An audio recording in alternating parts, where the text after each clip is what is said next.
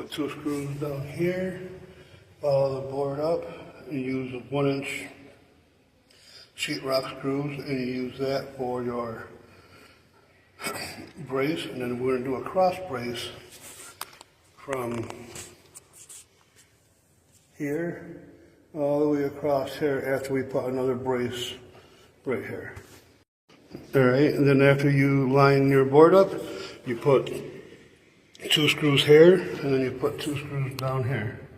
Doesn't really make a difference as long as it's standing forward, straight up and down.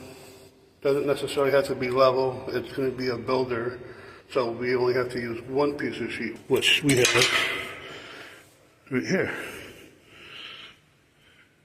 And if you can, always try to use a factory edge. It gives it a smoother finish when you're done. Again, make sure everything is nicely fastened. Nothing is loose, everything is tight.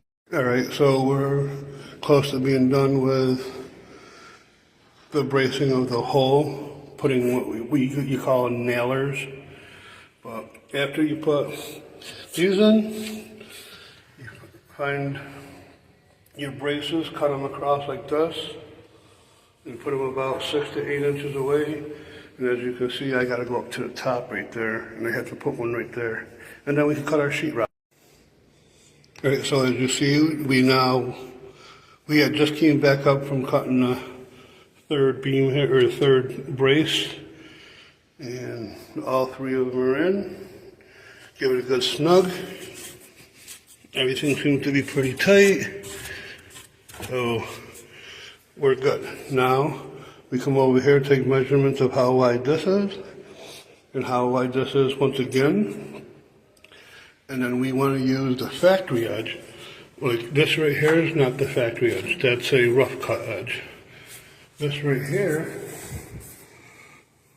see how the paper goes right around? That's your factory edge.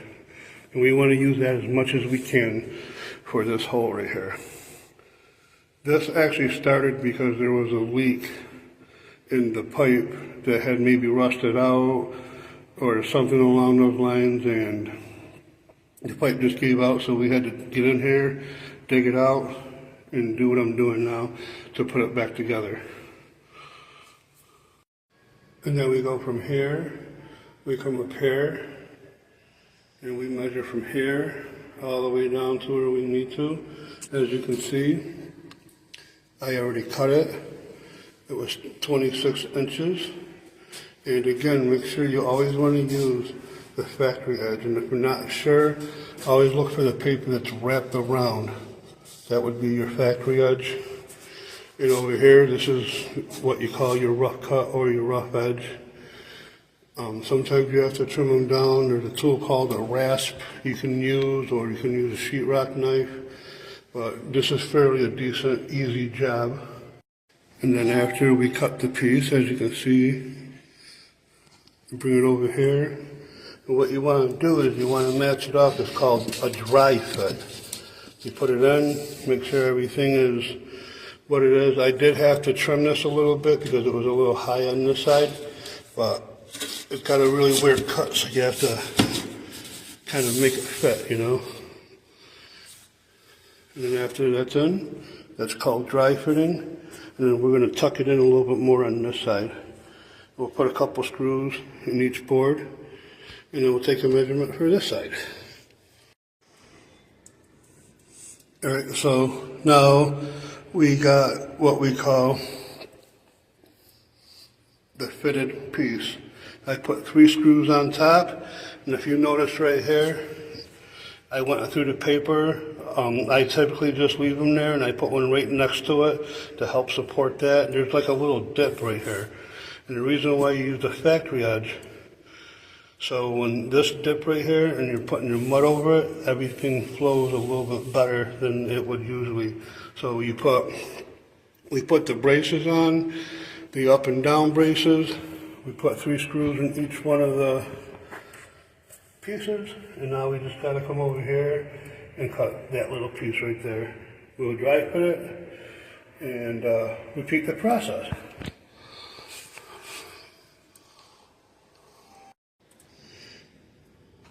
And now we have the finished product. I did forget to show to dry fit it, but dry fitting it just means putting it up there before you screw it in and fastening it to whatever you're working with. And on the bottom there, you'll notice it's a little bit off, but I'm going to be putting the molding back over that after everything, and I actually have to pull that molding off in order to finish this job. And when it's done, you won't be able to tell there was ever a hole there.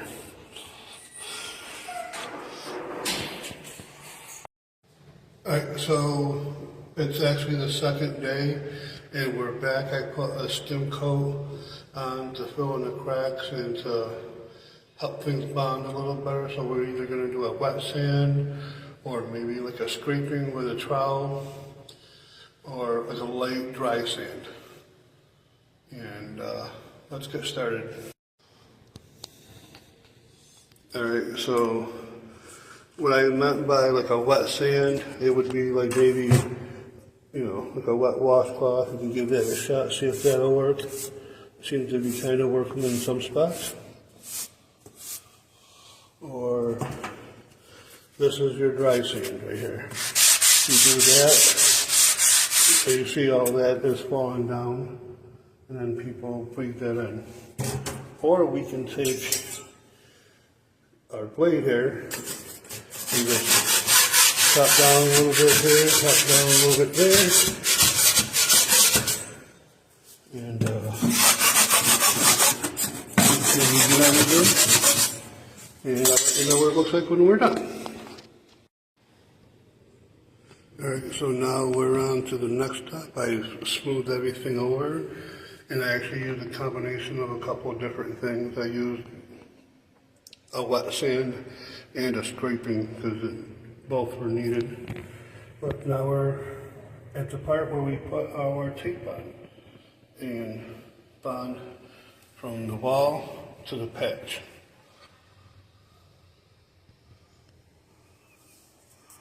And by doing that, we get ourselves a bucket of water, and I have in particularly the mesh, which is better. And from this point, after you dip your mesh taping, you come over here, after you put a thin coat of joint compound on, and it's cut to size, and you put it up there like that, and then you take your trowel, and then bed it. And that's all there is. And then you just kind of clean up around, make it look halfway decent until it dries, and then you put another coat on. And after you put your tape and seal your two pieces together, it should look very similar to this. Of course, I just used the 6-inch trowels. But if I had used a bigger trowel, there would be less lines or maybe no lines, but that's okay. We're going to figure a way to get rid of those lines. And this is the first coat, and maybe another 2 coats, and I can bring it out level right to the wall.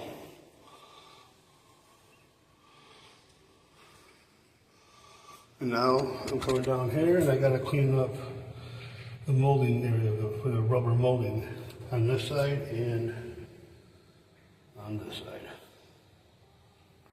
Alright, so as you can see, I put a super skim coat on that. I went over the top of this.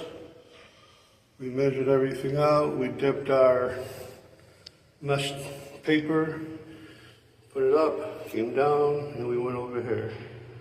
And that is so we can have a new surface for our rubber molding that we're putting back on. That matches that right there. And as you can see right here, I've started another project, but for your last layer, like I was saying, you finally smooth it down and then you put your coat of paint on it, and then after that, use the proper adhesive to put your rubber molding back on. Make sure your area is clean. And now we start our next project to keep yourself busy.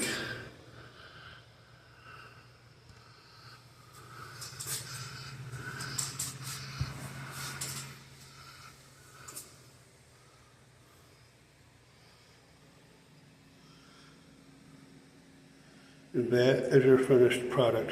You cannot tell there has been a hole in the wall.